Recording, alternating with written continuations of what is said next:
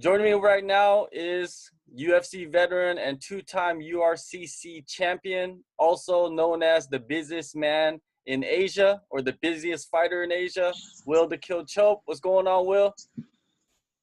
What's up, brother? Man, it's good to be here. My show, Kumite Radio, actually started with you. You were the first person I have ever interviewed on camera. Do you remember that day in the hotel? Yeah, was that the first time? That Nah, was I the can't be the first first time. I Yo, ever you're already a pro. on camera. That's cool though. It is cool, no man. wonder. Like, you'll always be part of this show, man. I feel the love. You always show love cool. for me, man. Like, so, you know, I gotta return that love. Now, let's Appreciate get into it. You are going to fight soon at RFC Way of the Dragon 2 in Taiwan. But before we get into all of that stuff, I want to talk about your boxing match that you just recently had, and you defeated, or you TKO'd, a WBF world champion in the Philippines in his home turf. I want to ask you, how huge was that opportunity? What does it mean for you to get a victory like that? Oh no, it was really awesome. And what's crazy is because this whole combat sports world in Asia is so small. And I used to train in Shanghai with these two Filipino boxers. They're kind of like my coaches in Shanghai, and they're from Cebu. And my opponent, Don, he trains in Cebu. And they used to train together. And what was crazy is they were sending me like warnings, basically, like, bro, yo, Don's a really good boxer. Like basically trying to say like, hey, Will, I don't know if you're ready for this, you know, like they were saying that in like the most polite way. And then I was trying to get like some tips from them or try to get some information, like, hey, what, you know, and give it to me. Like they're closer to him than they were to me, you know? And I understand that. Like, I'm not mad at them for that, but fuck, they were like psyching me out, man. They were like really psyching me out. And I was like, shit, I'm fighting, like, he must be good. Like if this guy named Omans and Marjo, if these two guys, they're saying he's good, he's really good. And then I met him at weigh-ins. And he's super confident. And he's like, brother, and he's like, make sure you put on a good show tomorrow. Let's put on a good show tomorrow. Like I'm like, oh shit, this guy's gonna think he's just gonna knock me out in one round or something. I don't know. Like, so I was really nervous. I felt like I was my first few fights again. Like I was shaking in the backstage, and I was super scared. I was like, man. And also it was just a small province show, and it was sponsored by the government. Like, so it was actually like they didn't really advertise. It was actually not a huge show. It was only like maybe 200 people there, but still, like, it's gonna go on BoxRec, which is, you know, like the share dog of boxing, you know. So I'm like, I was like super nervous, but yeah, and like I got in there the first round, and at first I thought it was just to fill me out, and then landed a good body shot, and then the second round, I could see him already starting to gas and fade, and then he kept gassing and fading, and we had a lot of clinch. It was an ugly fight though. I'm not gonna lie. Like, it's funny, I'm using like Muay Thai clinch while I'm boxing, and then at the end of the fourth round, he kind of quit. He didn't come out for the fifth round. So yeah, it was good. Definitely a good win for you, you know, on your record, on your combat sports resume. Before you got to the Philippines, before you got into that boxing match, you were in China, you were coaching, you were preparing many of the up-and-coming fighters for their fights. How is the talent developing over in that country? Man, I will say it's getting really good because they got, like, okay, I'll just use Tianjin Top Team for an example just because I was there. Man, they brought me as a coach, and they have two Brazilians coaching there as well, like two like legit really awesome black belts that are there. And they got a couple ties there as well. So the gyms have the money to, like, and the resources to bring in like talent to build their guys up. And so in that regard, like, man, and the Chinese athletes, man, like, you get like the actual athletes, the ones that have been training since they're kids and stuff, or been like groomed for it, so to speak. As for the three fighters at Tianjin Top Team, for example, those kids actually been wrestling since they're like 7-8 years old, and they're young. They're only 21, 22 years old, and they're really talented, super athletic, super like, they're super athletes. And even what they lack, like in technical, like jiu-jitsu skill or maybe the technical striking, like they really make up with their athleticism. Yeah, I don't know. They're definitely like because China's such a huge population, 1.4 billion, but these guys are definitely special amongst such a huge population. You know, they're really like the talent. If you're really talented in China, like you got to be super talented because they're competing with so many people. You know what I mean? And so the guys that do shine, like they are like legit. So yeah, I don't know. That's the only way I can kind of phrase it, so to speak. But yeah, they're good, man. They're good. You have been focusing on coaching a lot, it seems like, for the past year, because you have been Yeah. busy, but not as busy as you usually are around the region. Yeah. Nah, so I just kind of like, I don't know, since last year, I was in Australia for about 4.5 months last year. And then January, I got the coaching job in China. And I was just really focused on making money. It's kind of like, I guess, the pressure of just having the second kid because my daughter's just starting to go to like school, like little preschool now and stuff. So it's yeah, family pressures. I just need to make like steady money, and also I did have a lot of fights booked in between, like while I'm coaching, but a lot of shit just happened where it got canceled or opponents pulled out or rescheduled or just had like a lot of really bad luck within like a 6 to 8 month period, and I must have had like 5 fights either get rescheduled or canceled, and it was driving me nuts because that's not me. I fought one time in 8 months. That's definitely not who I am. And then, yeah, but luckily since the beginning of this year, I've had a K1 fight, and I've only had one K1 fight and one boxing fight. And July 7th is going to be my third fight. That seems like pretty normal for most people. That like me, bro. Like I'm fighting every month or twice a month, and it's kind of driving me nuts. But luckily, that's all about to change now. Yeah, I'm taking a step back coaching. My financial situation's all right. I saved some money, and so yeah, July 7th, I have my MMA fight. It's going to be my 100th fight in combat sports. So that's kind of my own milestone. And then July 29th, I have a K1 fight in China. And then August, I'm supposed to fight for the URCC against this Filipino-Australian dude. He's from Australian top team. So you know Suman and Ashkan and stuff. So he trains with them and stuff. So yeah, I'm stoked. I got a bunch of fights lined up. I was talking to John Nutt about fighting in Full Metal Dojo on September 1st. So if that all works out, that's 4 fights all back to back, and that's the way I like it, you know. Let's talk about your next fight coming up, RFC Way of the Dragon 2. Like you mentioned, it's going to be your 100th fight. This was the goal all along when you first started. Did it come faster than you expected? But yeah. Man, like it was weird because this kind of nostalgia for me because I just checked my Facebook memories. Literally 8 years ago to this day, I just had my first professional Muay Thai fight. As when I first went to because I first went to Tiger Muay Thai in 2010, and I had an amateur fight in the barbecue beatdown on June 26, 2010. That was my first fight, and then 3 days later.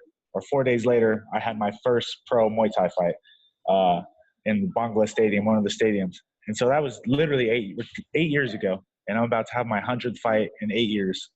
I think that's pretty, like, I'm like, yeah, I'm patting myself on the back. I'm like, yeah, I think that's pretty good. Like, I don't think the Thais fight as often as that. Like they get 100, maybe I can't say this too much shit. Thais do fight pretty often. But I'm like, do they have 100 fights in 8 years? I'm trying to like do the math, or does it take them? I think it takes them more than 10 years, to get 100 fights or something. Like, I keep telling myself that. So, but I don't know. my biggest thing, what I actually really wanted was 100 MMA fights or over 100 MMA fights. So, like, this is definitely a milestone because it's boxing, Muay Thai, K1, and MMA combined. But my next milestone would be 100 MMA fights after this, like, because July 7th will be my 51st professional MMA fight, but yeah, 100 combat. So yeah. While you're getting to that next milestone of 100 MMA fights, you could probably have another milestone, which is 200 total fights. Is that in your mind? No, that's probably going to end up happening. Definitely. Yeah, I definitely think so. And lately, since that boxing match as well here in the Philippines, I've had a lot of meetings with promoters here in Manila. That's kind of one of the big reasons too. I've stayed at this one actual lady. she's Manny Pacquiao's secretary, but she also owns a gym, and she's also an organizer. So as she's coming to the gym today, she'll be here in a few hours, and I have to spar in front of her and do some pad work and stuff, just to be like, hey, give me a fight, you know. So I'm still out here grinding, look for boxing matches as well. So like I mentioned, those 4 fights that I'm gonna have, MMA and the kickboxing fights, but I'm also I'm hopefully gonna add a few boxing fights in between as well. And if I really get on the boxing circuit, because it's weird for MMA, kickboxing, and Muay Thai, it's pretty easy to get fights in Asia, or at least I think it's easy. But the boxing's like community is more like closed. You really have to have like somebody bring you into it, or you have to know the right manager or promoter or something. So like I'm trying to make those contacts here in the Philippines and kind of get that doorway into this boxing world here in Asia, because it's a little bit more closed off than the MMA world. And yeah, it seems like it's gonna be good and promising so far. So yeah. Sounds great, man. What are some major changes you make to your training when you take a MMA fight compared to a K1 or kickboxing or Muay Thai? I guess it's weird because I don't consider myself like a pure Muay Thai fighter, or like even when people ask me what's my style in MMA, I definitely. So when I do have an MMA fight, I'm doing a lot more like standing up grappling. Like I do a lot of clinching, like but an MMA style clinching, or clinching on the cage. And like it's funny because I'm so tall, but I'm just too much of a pussy to take the risk to fight with him, to strike with the MMA gloves on, because it's so easy to get your. I've been knocked out, so literally I feel like I have a good chin when it's K1 or when it's boxing. I've taken some nasty hits from some guys, and I'm completely fine when it's boxing gloves. But man, I've watched replays. This one fight I got knocked out. I watched the replay and it looked like I got tapped, and I don't remember it. And I'm just like, what? I mean, the MMA gloves, I don't know, it's something different. When you get hit, the lights just come off so much easier than when it is with boxing gloves. And so, so when I fight MMA, like even though I'm so tall, I'm just looking to clinch and close the distance. So yeah, when I'm training for MMA fight, I do a lot of MMA style clinching and cage work, or like working against the cage as well and closing the distance. And which is, people are like, oh, you're 6'4", you're stupid. Like, hey, use your reach, you know, God-given talent, blah, blah, blah. But I don't know, because I'm so tall too, I feel like I have an advantage in the clinch as well. So I don't know. But when I'm boxing, of course, it's weird when I'm training for a boxing match. It's so simple. I just have to focus on pad work, sparring, and running. But when MMA, I got to worry about takedown defense, and I got to worry about clinching, and I got to worry about my striking and Muay Thai, and just so much shit to think about. And MMA is frustrating in that regard, you know, because like if I spend one session doing one thing, it means I'm missing out on something else, you know, and it's hard to find that balance sometimes. Your opponent has changed in the last minute. It was Mario Shembri, but he's out. Now you're going to face Bilal Williams at RFC-2. Do late changes have an effect on you? I don't think it does, because you fought so many times and you have so many fights lined up. It doesn't really matter to you, does it? No, it didn't matter. The only thing I was worried about, because me and Mario Shembri were doing a catch weight at 160 pounds. And actually, supposedly they said Mario can actually make 155 now. They asked me if I'd be willing to go to 155. And I was like, no, I don't want to cut the extra 5 pounds. I was like, we already agreed at 160. And then, actually I was trying to get at 165, because I'm just like, man, one thing about these 100 fights, like I love fighting, but I hate cutting weight. And my tolerance for spending time in a sauna or hot bath has definitely diminished over these years. Like I'd be like, you know, like I used to spend hours in the sauna to get down to featherweight, you know, but these days, I spend like 10 minutes and I'm like, yep, I'm done.